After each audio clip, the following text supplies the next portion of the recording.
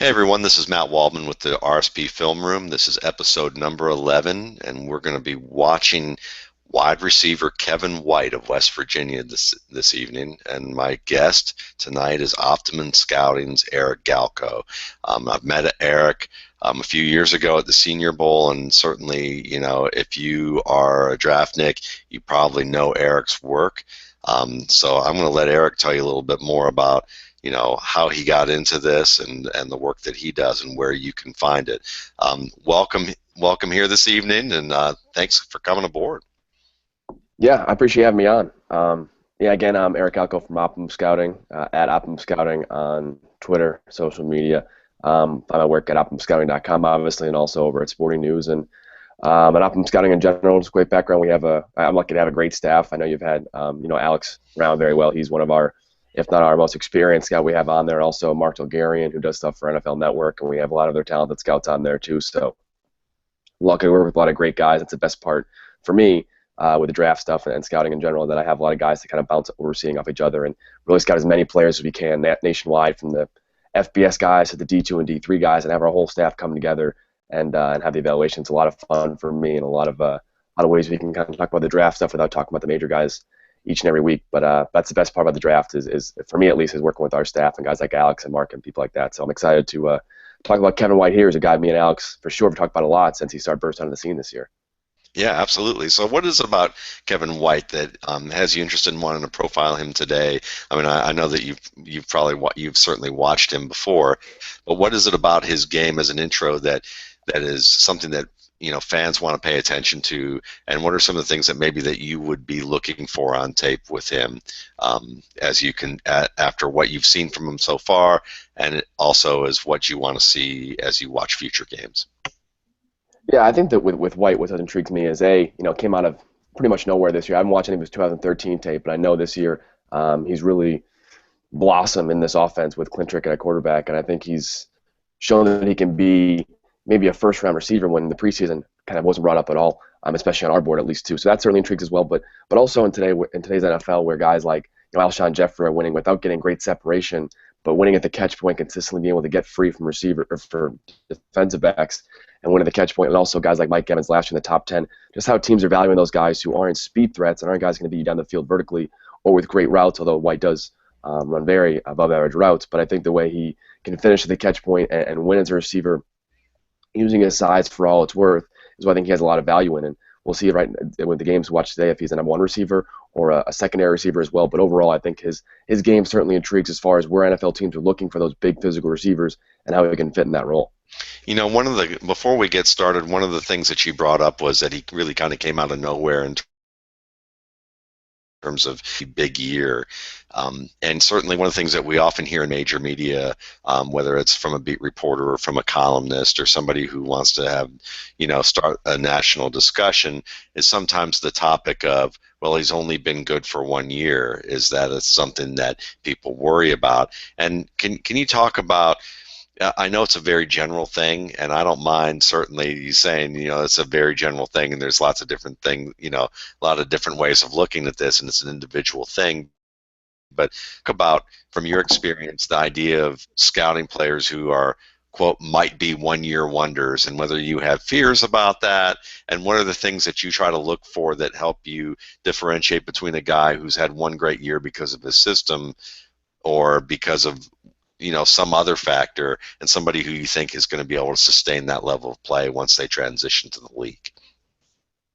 Yeah, as I said, I don't know much about White's experience in past from 2013 and before that too, so it could have been a weight routine, it could have been new coaching, and something just clicked in his head. All those things could be it. So it's all about the because, as you mentioned. Is it because of this, because of that? It's about finding what that because is. And for some guys, it's realizing going to the NFL next year, which maybe isn't the greatest motivation. For some guys, it's getting focused in the weight room and focused in the playbook as well. So I think it's not necessarily a concern. I think we saw Marcus Smith of Louisville last year. He was kind of a one-year wonder because he played quarterback and then he played running back and then he kind of moved positions to the defensive side of the ball too, and then he finally blossomed as well. You can't hold that against him as well. So I think one-year wonders shouldn't be a negative or a positive thing for a guy. I think it's really focused on the because. But I do think that because reason of why he is a one-year wonder is certainly important.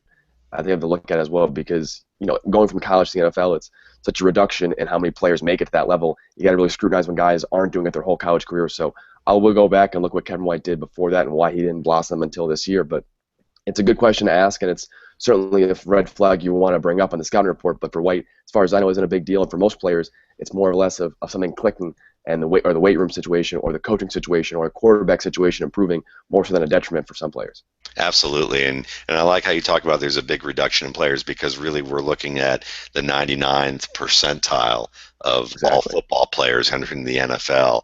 And when you talk about, if you were to look at this in consistency with football players, it's about errors, errors per whatever amount that you would look at, in manufacturing sectors, you'd say errors per million, and it could be errors per thousand, and you might be looking in football might be errors per thousand, and a good football player may make, somewhere between 5 to 6 errors at most during a season, like really egregious type of errors. At their position. Now, there are some errors in judgment and certain things that you could talk about from a refined standpoint, but maybe blatant type of errors, there aren't that many during the year. So, White, we're gonna start off with one tape from Draft Breakdown, which is just a fantastic site for anybody who is an avid draftnik, aspiring draftnik, or someone who likes studying tape. We're gonna broadcast on the show with this. I'm gonna put it at half speed so it doesn't jump around too much, so Eric and I both can have an opportunity to look at it and comment on what we do. This is a very stripped down show. If Eric wants to, say stop and rewind here, that's what we're gonna do. If we have dead air for 30 seconds and follow 2 plays and we don't have any comment on it, that's fine too. We're really doing this from more of an educational standpoint. If whether you watch an hour or you watch 10 minutes of this, if you get something out of it that you learn, through this type of interaction that we're having, all the better, and certainly, it's just something that I know that we enjoy doing, is getting a chance to watch tape and share about what we see and learn from each other, in addition to just be able to share that with everybody who is watching. So I'm going to go ahead and get the screen set up here, and let's see. You let me know, Eric, when you see this. I see it. Okay, good. Then we are good to go. So we're going to start with White, who is down at the bottom as the single receiver in this 3-by-1 shotgun set against Alabama in the Chick-fil-A kickoff. So get it rolling.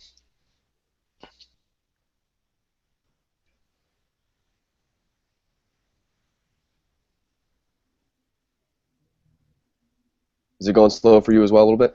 It is. I've got it at half speed at this point, Okay, just making just sure. so that it doesn't get too jumpy.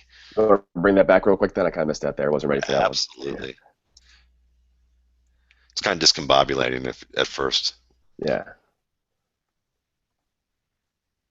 But I think if I remember correctly, it was the first play. Yeah, the hitch route right here too.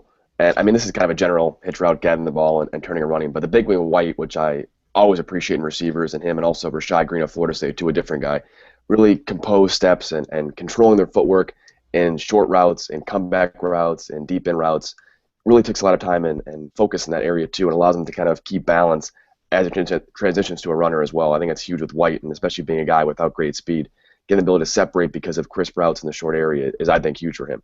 Absolutely. And it's one of those things that, you look at the beginning of this route, and one of the things that and certainly he's reading the player coming off, backing up a little bit, and while he doesn't have his shoulders completely over his knees, it's a pretty good get off, a quick turnaround, nice catch with the hands, and tucks it right away to the outside arm. So I mean, a lot of well composed, like you said, well rehearsed type of crisp execution on a simple play, but you need to show that type of crisp execution on these types of plays on a consistent basis to even be considered for the NFL.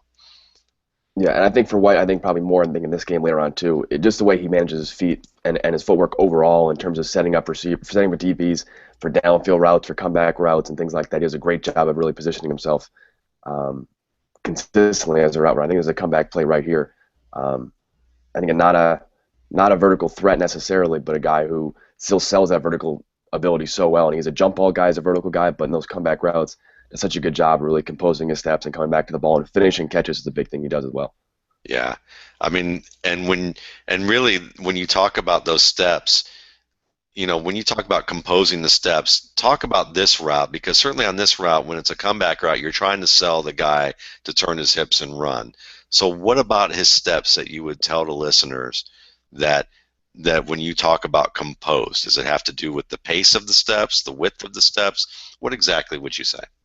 I think it's a mixture of both. Its ability to use that width and have long strides to get down the field to sell that deep route, but also the understanding of when you should kind of slow down and turn and keep balance the whole way too. A lot of receivers, not a lot I would say, but at the college level, a lot of guys are off balance and using their shoulders too much. But you see White drive on the field, focus and get vertical as quickly as he can. But at that 15-yard mark or 10, 15-yard mark, slow his steps down, pedal real quick, not worry about turning too early. Make sure he's balanced and ready to go and come back for the ball. So as soon as he flips his head, Trick can throw the ball and he seems on balance, and again finishing the catch all the way through is another huge plus for White as well. Yeah, and you can see here also the way that he break to be able to, while he doesn't take maybe just one step to be able to suddenly stop at the level that maybe he will as he learns at the NFL level, the fact that he can drop his hips and come to a sudden enough stop to force the man to overrun that a little bit. It's a nice beginning for his development as a route runner right Mhm. there. Yeah, and for a guy without great vertical speed, who's not going to take a top off a defense, being crisp in those areas is going to be huge for him to have success in that kind of mid-range area on the outside. And that's a great point because people talk about this all the time, but they always talked about Jerry Rice and how he sold routes. He didn't have amazing speed, but people said he always ran away from people. But at the same time, he was as a route runner, the way that he ran routes, it threatened downfield enough. Mhm.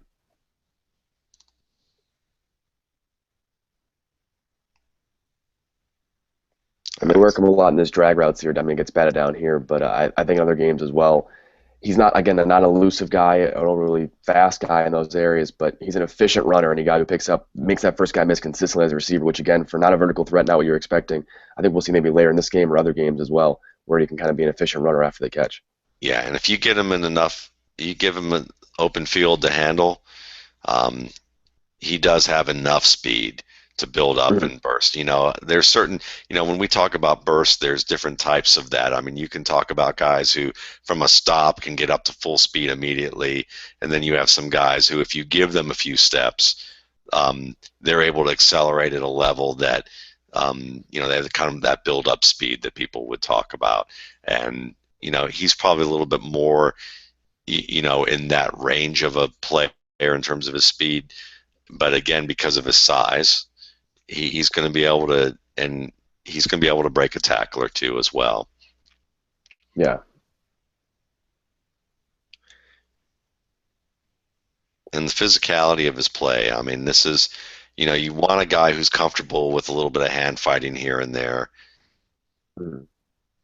And that's one of the better parts of his game, in my opinion, his ability to kind of subtly hand fight and not get called for a pass interference. Not really pass interfere at all, but kind of keep that defender off balance. And here again, Landon Collins, who does a very good job covering him as a safety, getting his hands on him as well. But you'll see in this play and later plays as well, ability to kind of keep that DB off balance. And for White, he recognizes that his ability to win at the catch point is all about keeping that defensive back off balance just enough so he can't attack the ball in the air as well. And that's where White has a lot of success, is kind of keeping that DB so he can't attack the ball in air, and White can jump in the air when at the highest point and not worry about the DB getting his hands up. There, Collins does a great job at kind of fighting with him, but I think later in this game as well as other games of White, you see him kind of fighting just enough to keep the DB off balance and allows White to win a lot. Yeah, I will say I do think that one thing that I do think that he does, and we're going to see this little bit in this game that I do recall, and I'll be interested in what you think about this, but I do think in certain plays like this, he has a tendency to tip off the direction he's going a little early, either with his steps or with where he veers, and he doesn't, breaking a little bit later on a route like this is kind of a veering out. If he was Mm-hmm. able to veer into the body a little bit more and use his hands, then maybe he wouldn't have tipped this off to an extent where there wouldn't be as much hand fighting at the top because from the get-go, the Collins knows where he's heading. Yeah, If he could have kept a straighter course and then veer late, yeah, he that would be the type of thing that he will learn, hopefully will learn and gain more savvy doing it. I'm pretty confident he will. But that's the difference between, a good college player right now and a refined pro. Yeah, that's a good point. But I like that, you see some of the things that you want to see, with the use of hands and where to place the hands, even when you're hand fighting there, trying to do it on the forearm, not having someone get a grip on your hands.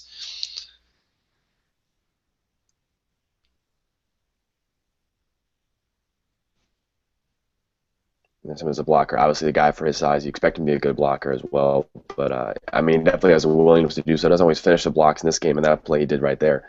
But overall, plus blocker. Yeah. Yeah. I mean, the fact that he's getting his hands in there the way he needs to and he's looking back and monitoring it. Mm. Yeah, I mean, it's a nice shield of what he's got going on here in this case. So we got him at the top of the screen, and you see that hand technique come over the top. Yep. Let's see if I sometimes have to hit escape with this. And here we go. Let's try it again. All right. All right. We should be back on here. Let's see if I can get this.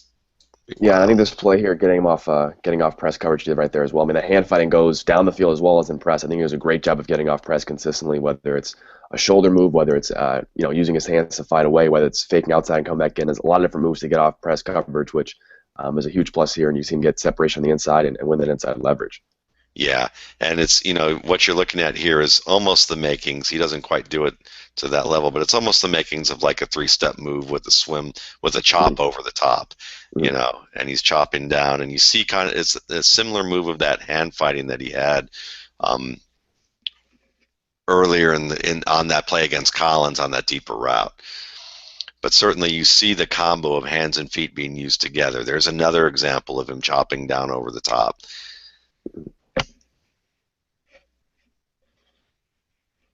And there's First what touchdown. really, yeah. Yeah, and again, I think we'll see another replay here, if I remember correctly. But it's his ability to kind of keep that hand fighting and keeping that DB off balance just enough where he can't make a play on the ball. And even though White, I think he's listed at 6'3", probably about 6'2.5", just to have the DB not be able to get his hands up in the air, even the DB is 5'10", 5'11", if he has an equal chance to get that ball, it's probably going to be batted away. And you see White get the DB just off balance enough and finish the catch at the catch point. It's a small thing. It's a matter of a second or two in terms of jumping and reacting by the DB, but just enough for White to kind of get up there and finish the catch. And obviously, does a great job at the catch point himself. Yeah, and one of the things I really like about this is you want to be able to have late hands on these types of plays because you bring up your hands too early and it can tip off a player. But at the same time, when you're in a position like this, you want to be able to have your hands high enough at a certain stage so that the defender's not going to be able to keep them from getting down. So the fact that he's shifted his hand over here on top of the shoulder and had position that he can shoot his hands up at the last minute is also nice. Yeah. And talk about catching the ball with the fingers, Eric. What is it about, when you're high pointing a football and you're making the, what's good technique with fingers and palms, when you're talking about catching a football? Well, as far as fingers and palms, I think importantly, we catch ball at the highest point. It's about getting the ball and gathering it first and keeping it away from the defender, keeping it high at first for him. I think it's a big importance and not trying to get to the palms too early. I think for a guy like Kevin White, the fact that he can get up there, get his hands on the ball, and then finish it with his fingers and not bringing it into his body too early is a huge help for him. With obviously, it looks like he has big hands able to finish the ball, finish catches down the field. It's a huge help for him as well. But I think overall, being able to keep the ball high at first, like you said, not showing your hands early, but then keeping it high all the way through the catch and then bringing it in late is a huge help to him as well. Yeah, absolutely, absolutely. So, when you see, I mean, certainly, like you brought up, Alshon Jeffrey is a really nice example, and obviously, when you see a guy wearing the jersey number of another player, oftentimes it's a tribute to a guy that they really like, and you Mm-hmm. can see a little bit of that Larry Fitzgerald type of, Yeah. style going on here too. Mm-hmm. So, all Yeah, right. absolutely too. All right, so let's see if we can move on here. If we get another look. And just the way that it encircles the ball, I mean, he's catching, he's aiming for the point of the ball to catch and Mhm. circle around that. So that's a nice.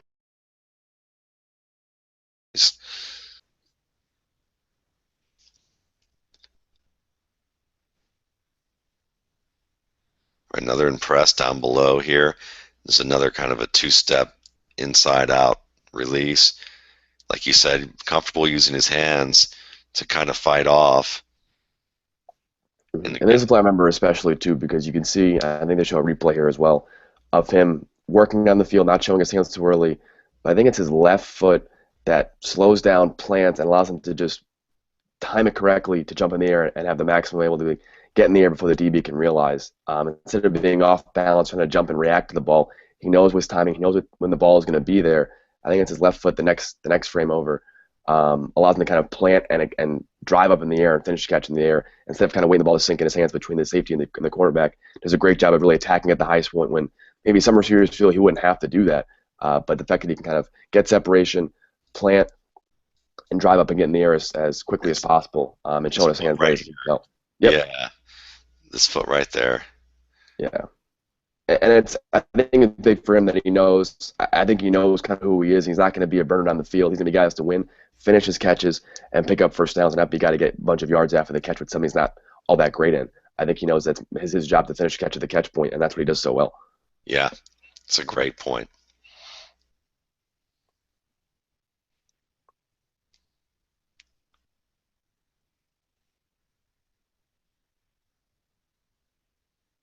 Yeah, and here's him as a runner. Again, nothing too special, but makes that first guy miss and picks up an extra couple of yards after that. That's all you're going to ask him to do for a guy like a possession hero like him is get the ball, usually brace contact and pick up a couple extra yards through contact, but make that first guy miss is all he has to do on that play for sure.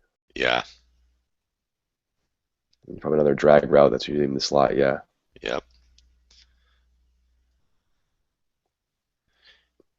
And you can see, I mean, it's kind of funny from the frustration because he's clapping at the quarterback pre-snap, knowing like this is going to be open.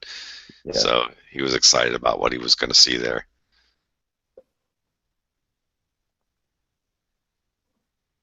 Now here we have another one that I think this is off the scramble that he, yeah, Yeah. So we can't tell. I always try to look in that area too, but again, I think the player right there too probably could have. Some receivers would probably try to gather it and run after the catch as well, but knows possession receiver. Let me just get the ball, finish the catch, and go to the ground. It's a small thing, and it's not necessarily going to reflect in the touchdown, but I think the way he just gathers it, makes sure he gathers it all the way through. I have seen maybe a handful of drops over the past 4 or 5 games I've watched, but nothing major to think he's going to be any worries in that area in the NFL too. I think his ability to understand his possession receiver and finish those catches to the ground is a huge plus for him, and not having any mental errors out there. yeah, it's very important, especially on plays like this because when he's anticipating a hit, he doesn't know how much depth the safety really has on him, and the fact that he's shielding it, catching the ball still with his hands but close to his body, using a good underhanded technique. Um, it all plays into his decision making there, and he's processing all of that fairly at a fairly quick rate. Now this might be the play that I was referring to earlier with his releases that could be worth watching here. No, this isn't it. That's where he kind of Oh tries yes, to it is. Actually, breadbasket. it is. So this is a fun play to analyze. We'll watch this and then rewind it again. But I mean, obviously, I mean the defender makes a nice play here on the ball, but looking further back on this play, this is where I talked with Brian Flynn, who is wide receiver coach at Villanova, and I asked him Mm-hmm. about a play with Devontae Parker in the past, and it was similar to this, where it was a fade route. And when you're playing off coverage against this fade route, he will notice that White executes a release that veers outside a little early, and Mm-hmm. it's the type of thing where he's not his steps are shorter and it's confident and clear, but it's he's strumming and stuttering at the top here, and he could have gotten a little deeper and trying to attack the man a little bit more. And Hmm. and that may or may not be absolutely correct in this situation, but let's say if he does attack this man a little bit more and gets a little bit more depth to where maybe he's, instead of here, he's maybe a yard further up.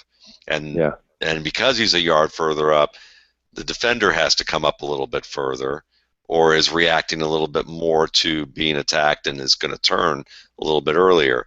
Instead, because he kind of tips off where he's going at this stage, because he's turning here, the ball at this stage he's breaking out. He could have broken a little bit later, and instead of catching the ball over this inside shoulder, he could have been turning to his outside shoulder and then Yeah. shielding this man effectively.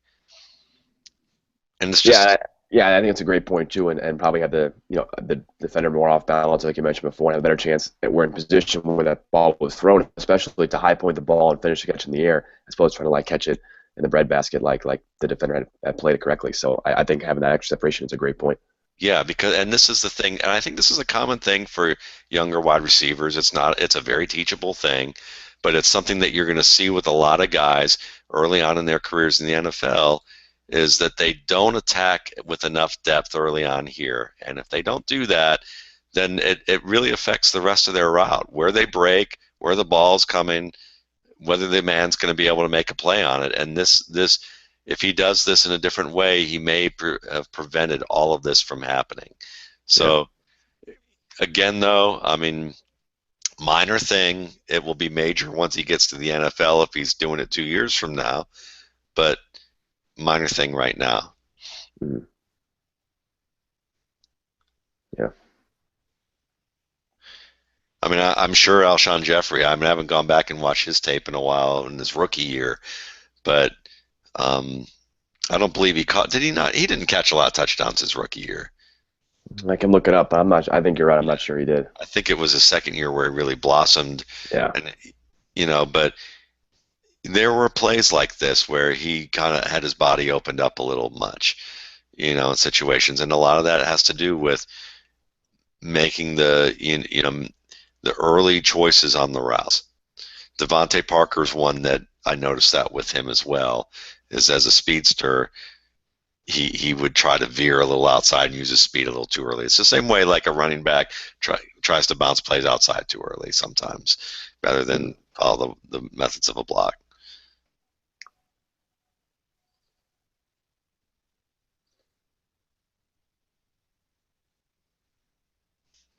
So, just from what you've seen thus far, I mean, who you've talked about him as a possession player. Mhm. Talked about Alshon Jeffrey, um, as somebody also who has some comparable skills in terms of certain things from style and skill. What are types of offenses that you feel like in the NFL, when you look at some of the things you've seen thus far, that would be good matches for him? Um, as far as offense, that's a good question. I'm not sure exactly what type of offenses would value him more. I think he could be valuable as kind of like a slot guy in a vertical offense. I think that's totally an option. He can have value there as well. Be an outside guy, the way that the Bears and the Bucks use their receivers. I think kind of like how the Bucks use Mike Evans and how he had success. I believe it was last week when he had the 2 touchdowns would be a similar way as well. But I think he'd be used depending on how you want to use him in terms of being a slot or an outside receiver in a variety of systems. Obviously, more vertical passing offenses probably wouldn't be ideal for him. But I think his ability to work in the slot and use he mostly is a drag type receiver in the slot at West Virginia. But I think he could certainly use there and kind of be that middle of the field possession type receiver in the slot as well. So I think he's pretty open in terms of scheme. It's where he can fit. That's great. That's great. So, who do you want to watch? What do you want to watch next? Do you want to watch the Maryland game, the Oklahoma game, or the Baylor game? The Baylor game I remember most that he played well. I haven't watched the Maryland game yet, so I'm okay to do that one too. And the Oklahoma game, I'm sure he played well in that one too, as far as I remember. I But it's would up to you. love I would love to see the Baylor game because I haven't seen it yet. Hmm. If you don't mind, that would Yeah, be that sounds good to me. okay. Then we'll go ahead and pull this one up and we'll get that one started as well. I know All I right. have my notes here too that they had at least 5 pass interference calls on him as well. So they definitely Wow. had trouble with him all game long too. Oh, wow. Okay. Well, good deal. Then we got him at the top of the screen here already. And when you talk, can you talk a little bit about zone route running? Like, what it is that you look for in a guy who makes good decisions as a zone route runner? Yeah, that's a perfect example of I hear this play is that he's, obviously Trey can't get the ball to him as well, but I think the patience and the ability to kind of slow down and adjust your route speed wise is a huge value there. And I think in the NFL, a quarterback might be able to hang in the pocket and really establish those zones very well. But you see here, kind of waits in the first ever zone on the inside slant, waits for the quarterback to kind of have position as well. But once the linebacker bites down, you see him go behind that and trying to make a big play out of some short route initially. I think really it's this pace and patience as a route runner and understand kind of where your route's initially going, and then kind of see if you can adjust off that when his first route maybe isn't there or the quarterback doesn't see it. He does a great job in that sense too, to kind of have that patience and pace to kind of slow down and adjust his route. The same way he adjusts kind of his route to get separation, same way to get kind of separation in the zone area too. That's excellent. That's excellent. Absolutely.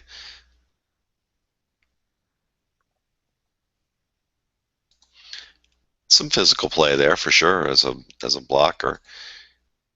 Yeah, much. I mean, I know teams don't want to value blocking as a receiver too much, but for me, looking at a receiver who can block, is he being physical? Is he blocking more than a couple seconds and is just kind of getting the job done barely? And for me, it's kind of using those hands and also kind of staying active with his feet and willing to kind of adjust and make that secondary block. I think it's a small thing receivers blocking, but I think it's kind of more prevalent in today's NFL with a lot of run after catch type routes for slot receivers or running backs out of the backfield. Having a receiver that can block is obviously a huge value now. What about releases where you've got a guy at the top of his stem, drumming his hands and giving that stutter of the feet? Is that you see some receivers do that in some systems, and some receivers it's much more streamlined with You how want to show they. the play real quick? What do Yeah, you mean? I'm sorry, what do you mean here? yeah. Like see before he breaks on the slant. Okay. It's something that you often see in drills. Mhm. That's taught in drills is the stutter step. And let me slow this down a little bit. That might help too. And we'll look at one more time.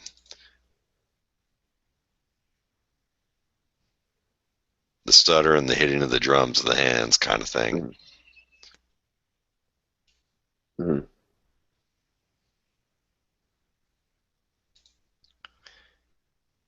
I mean, you hear sometimes people talk about, I guess, the difference of folks who waste motion at the top of their brake or tip off their brakes, or tip off their brakes with their stem because they're not disguising. And there's times though that you see these types of moves like this, and they actually are helpful or work on certain routes. Yeah, and absolutely. I think for a guy like him too, who's mostly going to work in those short area, it's about always kind of keeping that defender off balance and kind of using those, anything necessary to kind of adjust and fake an inside route, fake a hitch route, fake a comeback route is a huge value to White. I think his ability to kind of have a couple different moves. We said the last game he had 2 to 3 different ways to get off the press, and also the moves like that are of huge value too. Gotcha. And certainly you see some of the slower guys do that. I remember Marvin McNutt liked to do that a lot at Iowa.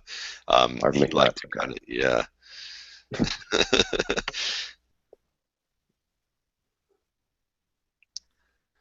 One of the moves that he really does favor a lot, and I think it's common for a lot of receivers, is that chop, kind of coming over the Mhm. top.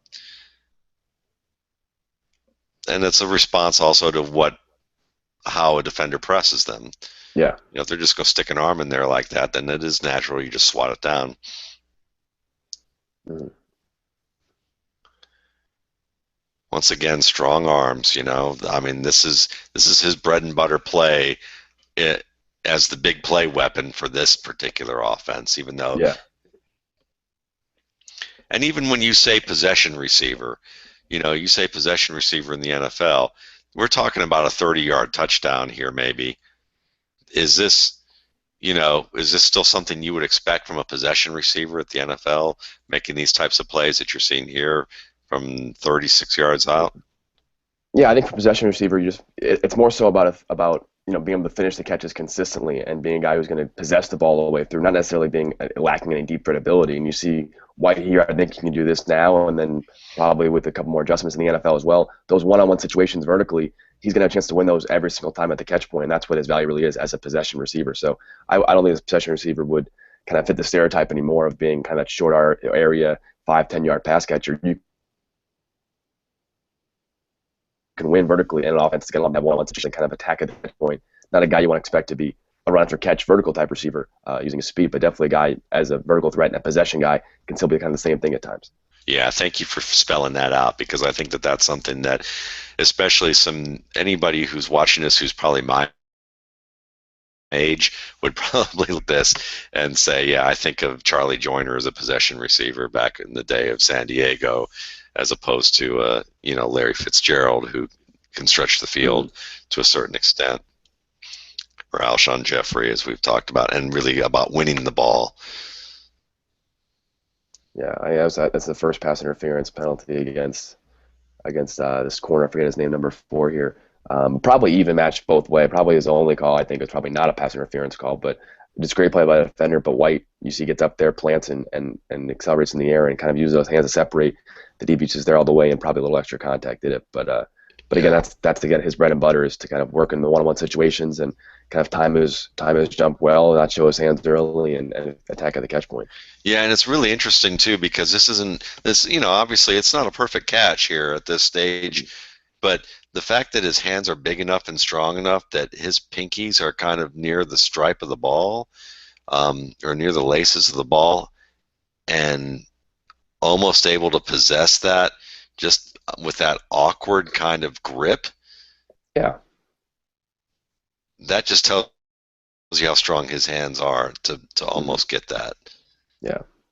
That's usually a ball he wins. That's just a good play by the defender. Obviously interference they called, but I think it's kind of going both ways there. But I think it's just a good play by the defender. But you're right. I mean, he has the ability to kind of snatch that ball every time, and you almost expect him to do it no matter what the coverage is. And even we saw in the Alabama game too, he moved between the safety and a cornerback. You expect him to make that play consistently, and that's kind of being a possession receiver in the NFL now is kind of that's what it is finishing catches down the field, but also in traffic, at least 1 or 2 guys on him. Yeah.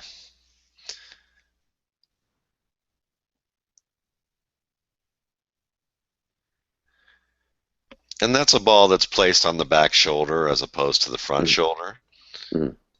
And probably a bit early too. Yeah. Especially with the no safety over the top too. So that's not really on him there as well. But again, getting off press well enough, and the DBs physical with them all game long. And with that all game long in terms of the Baylor DBs sending 1, 2, 3 guys to be physical with them and really forcing them to be that outside receiver. You get off the press well enough, and I think if that throws a little half second later and a half second or half yard to the left, he's probably a catch in a big game. Yeah, I absolutely agree. And here's a better view of that. Again, that swat down, and I like it's on the elbow here. He doesn't completely knock it down. It's not as violent as maybe, somebody, there's going to be a coach that's going to stress, really make that violent. You want to really punch that thing down as hard as you can. And it's a slap, but maybe it's not maybe this guy has a good hold here. And it looks like there's a little bit of jersey there that yanked out as he started to retract. So the technique was good, maybe a little bit more oomph or power to it. But again, like you said, it's the throw.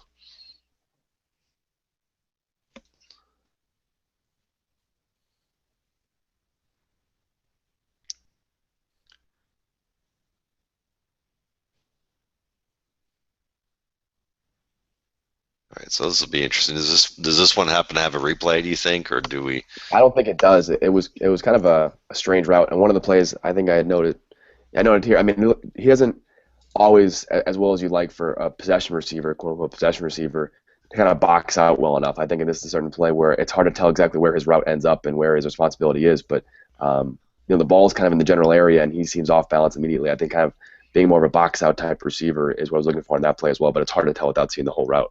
Yes, it is. And that's the benefit, obviously, of end zone or all 22 angles to see this type of work. And we do get a chance to see a little bit of that. All right.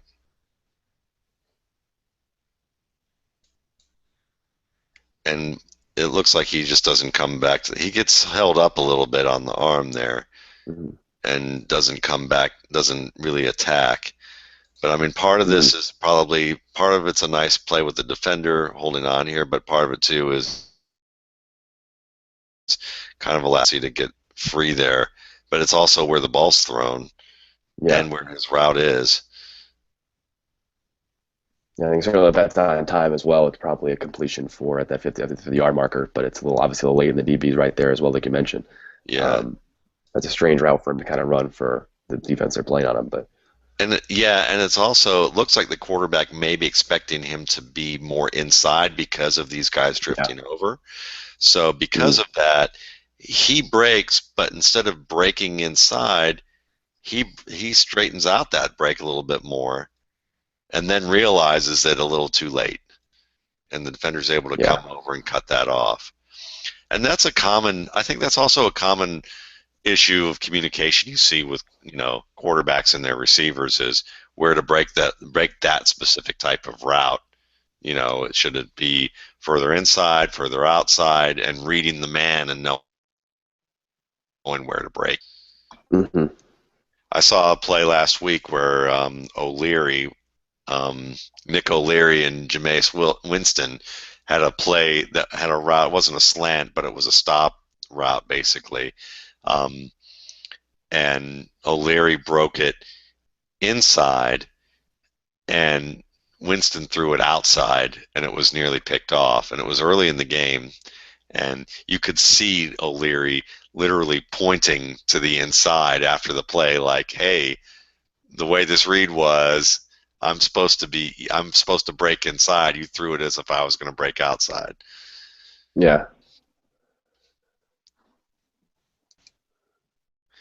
How important is it to you that a player, when it comes to a receiver of this nature, run a full route tree really well at the college level? How important is that at that stage to you?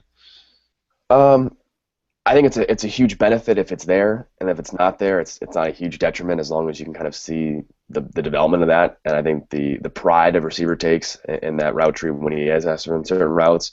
I think with White, you certainly see that he certainly has understanding as well as a commitment to always running those routes. And here's a good example as well, just a skinny post as well, but getting off the break and running that skinny post and getting on the field and timing his steps well. You can appreciate that. So I think in terms of not offense at college, most offenses at college don't ask a receiver to run a full route tree, more than 4 or 5 routes for the most part. Some guys only run verticals and screens, and you can't really hold that against them in their college. But I think you can maybe assume a little bit. It's going to take a longer to develop. I think White has developed in other areas that those receivers don't quite have. So it's not a huge detriment. I think it's a huge plus when a guy has experience running those routes and you can see him running those routes and where he has issues with. But I think overall, I don't put too much stock into being a huge detriment. It's just something to know in the scouting report. And when you can in an all-star game setting or in the few select plays you see him run those routes, important to take note of those things as well. But I don't hold it against receivers too much, in my opinion. Yeah, I think that that's a good perspective to have because on certain levels, it comes down to when you're grading players. Sometimes if you scout a player, when it comes to grading a player, sometimes you want to be in situations where it makes sense to say he's got to prove that he can do this, so I'm Mm, not going to give him credit for it. But then there are some situations where you got to say just because he hasn't shown that he can do it doesn't mean I'm saying he can't or that he can't learn. mm, So you can, and there's a fine line between that because I mean, certainly, I mean, like for me, I think that I like to say I want to see them prove they can do it before I say they can, but it mm. doesn't mean I'm going to say that they have no potential at all to be able to do it because I haven't seen them do it. Yeah, and I mean, for the most part, receivers are going to need a full year in the NFL anyways to feel really comfortable. Most rookie receivers will, and I think a full year in the NFL can do wonders for a route runner, a guy who's committed to it. I think that's a huge plus as well. So I think route running is certainly a big part of receiver in the NFL and playing receiver and getting separation, regardless if you're a guy like Kevin White who relies on kind of that catch point or you're a speed receiver relying totally on separation. I think you can kind of adjust that over the course of your first couple years in the NFL to kind of get better if you want to get better. And that's why I think it's more important to see how a guy treats the routes he does run as opposed to seeing how many routes he does run in total in college. Yeah. No, I mean, just let's talk about him a little bit physically. I mean, we'd already talked about that what his speed is in terms of category here, but what about the size and strength there? Is this a guy that you look at and say he's maxed out in terms of his size, or do you think he's someone that can add a little bit more to his frame? And what are you looking at to determine, you know, at least on the field, and then also maybe, in the all-star games when we get to see them in, basically running around in their underwear. What is Yeah. it that you're looking for to say, hey, this guy could add a little bit more, and this would help, and it would help him? Yeah, I think for White certainly, I think his upper half especially. I think we see a couple of times in this span of play, especially in this Baylor game too, where on the outside when he has to rely on his length and his ability at the catch point, it's great. On the inside, not nearly as physical or at least boxing out as well as I'd like personally as a possession receiver in the middle of the field too. So I think he's certainly not maxed out. I think he had a little bit to his frame. I'm not sure exactly what he's at right now weight rise, but looks like another 5-10 pounds wouldn't be a huge detriment to his ability. And I think kind of being more physical and having more weight on him to kind of move off those hand fighting that the safeties and DBs have played on him in this game, especially to kind of win more plays in the middle of the field would be a huge help in general. I think overall he can probably be effective at his weight and in his body frame right now as an outside the hash mark receiver the way he's done before. But I think overall, kind of adding weight to his frame would be a huge help in those middle of the field routes. Yeah, I think that's a great point, and I think it's also important to discuss when you look at a player when talking about adding weight. It, when you're adding muscle, and especially you're adding muscle to your arms and your core, it actually helps increase your speed and quickness and explosion. And I think that sometimes people think you add weight, you slow down, and that's not always the Mm-hmm. case. Sometimes sometimes if anything, it's the opposite. Mm-hmm. I like that he doesn't fire his guns too early as a blocker there. He gets in there, but he makes sure he closes the gap before he's trying to extend. I used to play later in this game too. He does it even more impressive than that, where he almost sells the fade route. Might be right here actually. Um, I'm not sure that was it or not, but the play I think in this game where he kind of sells the fade route a good 3, 4, 5 steps, and the DB's already 15 yards on the field before he starts his block, and it leads to a big gain as well. I think it's small stuff like that, but he's I think is a plus blocker. I'm not sure. I haven't really watched him too closely as a blocker when I'm watching him on film, but from watching right now, I think his blocking is certainly well enough to be NFL adequate, not be an issue on a scout report for sure. Obviously, his size and his build is going to be probably a plus in the NFL when he's established there as a receiver. Yeah, and I think that if Kevin White fails as a blocker, Eric, I think we both would agree that it has to do with his effort and not any Yeah, type of skill. And yeah. if he's failing miserably as a blocker, either they're not emphasizing it or there's something more wrong. Mhm.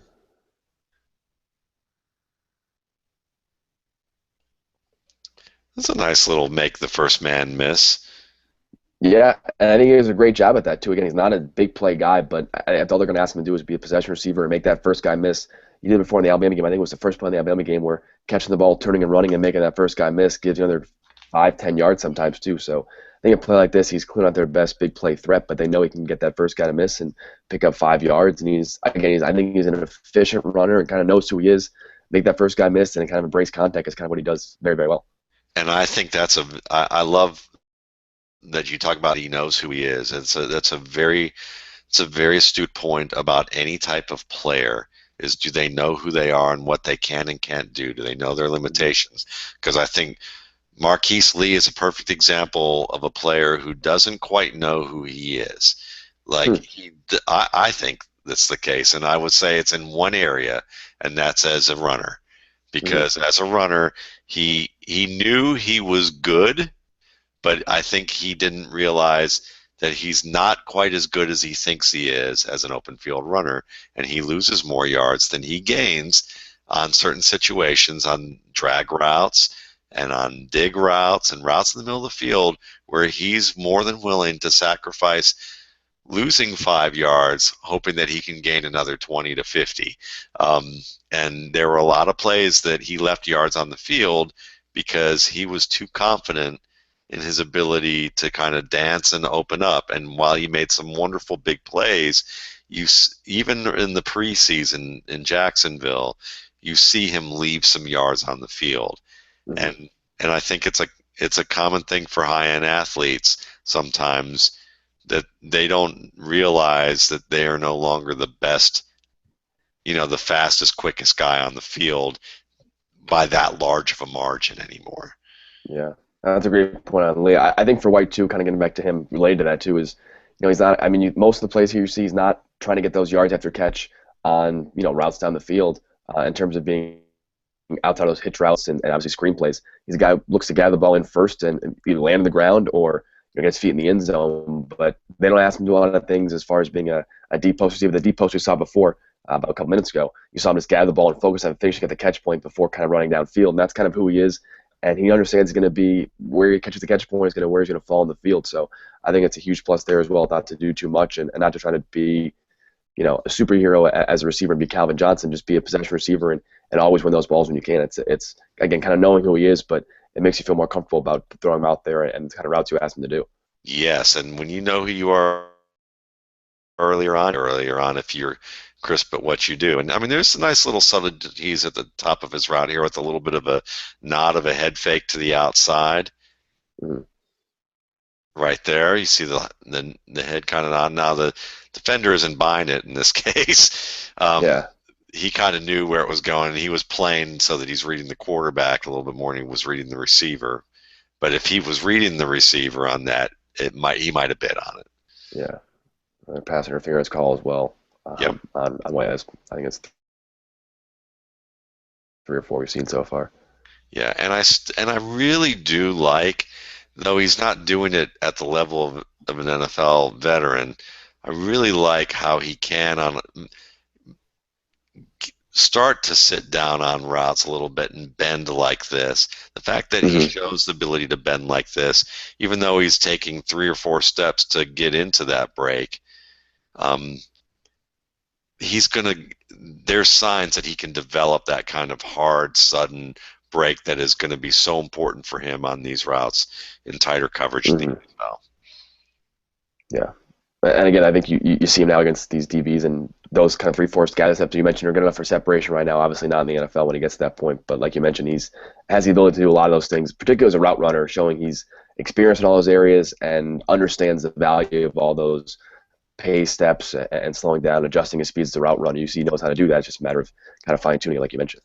Yeah, and part of I think what we do, Eric, very well is it's that we try to do as well as we can is to imagine, look at the play, imagine what it would look like in an NFL context at its more difficult level, Yeah. because we talk all the time and say, well, you're not going to get that kind of. I'm guilty of this. I'll often say in my analysis about a running back, you're not going to get you're not going to get that kind of hole very often in the NFL.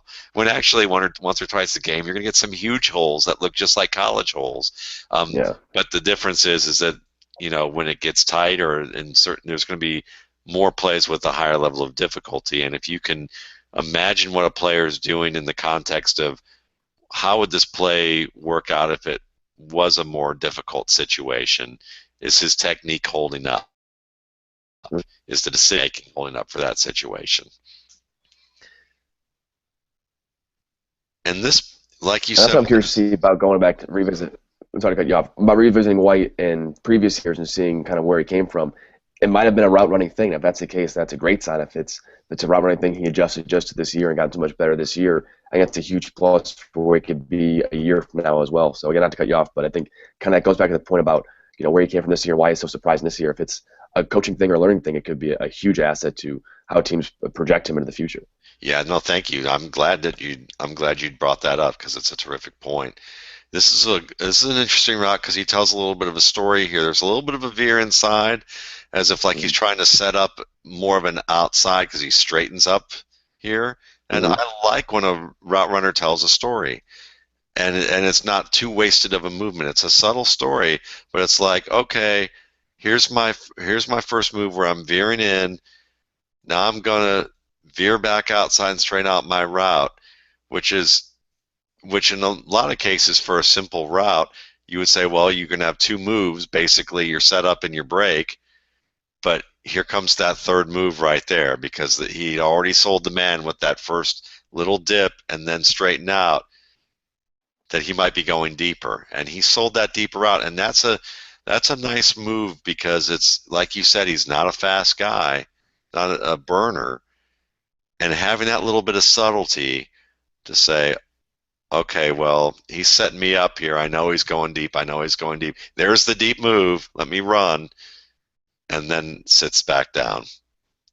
Yeah, that's a big part of his game, ability to set that deep route without being a deep receiver. It's all based on winning at the catch point before and having success in those situations where he is a vertical receiver, but also like you mentioned, kind of playing those games with the receiver in terms of building up his route and finishing that route at the top of the route and either coming back to the ball, running it out, or running those hitch routes like he's did or a comeback route. Those kind of things are huge for a guy like him who's not really a vertical receiver. Yeah.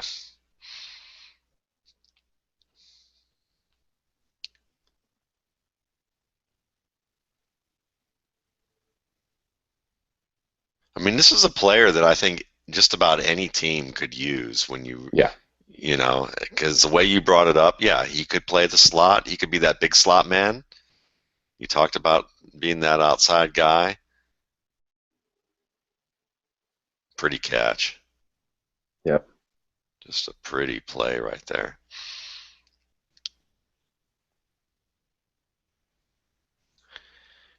And while he's a little deeper into this man than the Alabama play. Alabama. Yeah. Yeah, I think the Baylor receiver I was playing a lot closer, or Baylor DB playing a lot closer up than the Alabama one was. But I think That's that's the difference is kind of that Alabama plays closer up and that route makes it a lot better. But he just finished the play, man. I think it's a great throw as well. It really helps him with that play.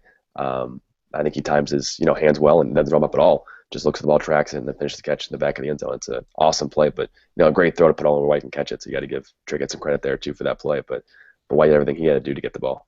Yeah, and this is a fun little play with the way he uses his hands to fight. Because watch him grab the hand of the Baylor man right here, and then Mm, he literally does like kind of brings it up and then down and around. Like it almost looks like a wrestling move, when you're playing yeah, Mercy, in the old professional wrestling videos, where they're going to yeah, engage in a game of Mercy. That almost looks like that, and it's funny because it's to do that. You don't very often are able to make that type of play, but that's a savvy little play. It's like I see that I got this man's hand like this. I'm going to take advantage of it. I like that. I haven't seen that very often.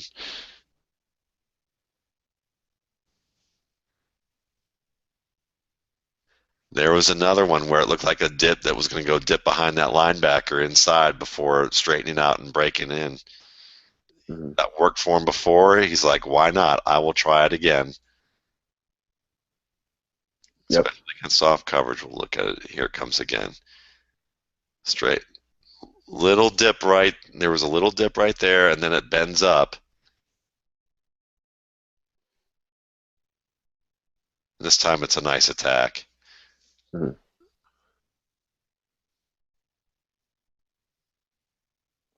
So here's a question for you that a lot of you always hear too. We hear commentators say he didn't get enough depth on his route. He didn't get enough depth on his route, and sometimes we can get very nitpicky about that type of thing. Some people can get nitpicky about that type of thing. On a 1st and 10, does it matter to you that he comes back to attack this ball and then he makes the catch inside the first down marker? When does No, it matter to you about route depth? yeah, I think for the most, I mean, that route right there, I don't think is designed to get 10 yards. In general, I think it's not a route. Even though it goes past the 10-yard marker and coming back, I don't think that the coaching staff is assuming that play is going to be a 3rd and 10 type play for the most part. Obviously, I think if it's 3rd and 10, they call that play, he'll adjust accordingly. But yeah, I think in terms of a decision there, it's on the quarterback to know when to throw that throw early. If it has to be a first down play as well. And I think for White in this play, like we mentioned before, kind of knowing who he is, he's a possession guy. He's going to finish the catch first and not worry about the first down marker, particularly on first down. But in general, not worry about running after the catch and having a potential fumble if he tries to move here. I think that's kind of what White kind of understands where he is. So I think when it comes to those markers, that's something when it's 3rd down, especially, you always kind of know where the marker is and where the route's going, and whether the receiver breaks in a route based on the reads of the DB or situations like that too. But for the most part, I'm not a huge concern with that too, because I think the quarterback has to know ahead of time where he wants to go with the ball, and unless the receiver is egregious about it, I think it's usually on the quarterback or the play caller, not necessarily the receiver, and it's particularly on that play on first down. So not an issue in there. Good deal.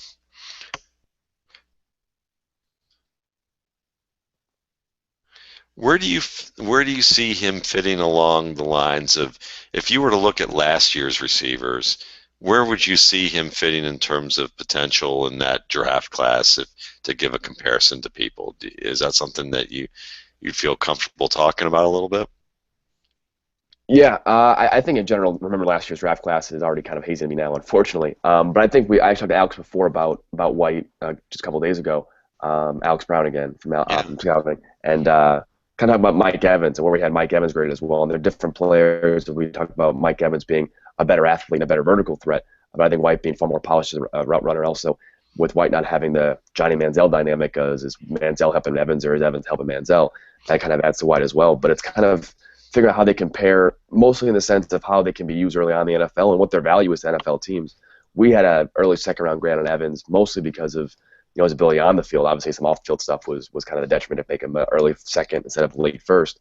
But I think White kind of fits in that same area, and in that I'm not sure if he's going to be worth a top 10, 15 pick like Beckham was, or like Watkins was, or even like an Allen Robinson was for us, and how we graded him highly as well. But I think for White, he's a possession guy, and that's not a bad thing. But I don't think he's worth a guy that you can rely on being a top end first round pick. That's why I think he's more so going to be probably a second round grade for us, just compared to the receivers that went last year. So I would certainly say behind a Watkins and Beckham, who have that big playability to be a lot of different things at receiver, I think White again knows who he is, and he's a guy who's going to pick up first downs for you and be that secondary guy. But to be worth that in the same areas of first round guys like Watkins and Beckham were last year, it's a comparison. I think also could Kelvin Benjamin, another possession type guys too. It's hard to compare those guys as well, but I'm really focused on the White Evans comparison. That's kind of where we had Evans last year. I think that's, as of now, being only November and not seeing the All-Star game yet, I think White's kind of in that same area of where we had Evans last year, all the different guys, and then that kind of value to NFL teams going to be kind of the same.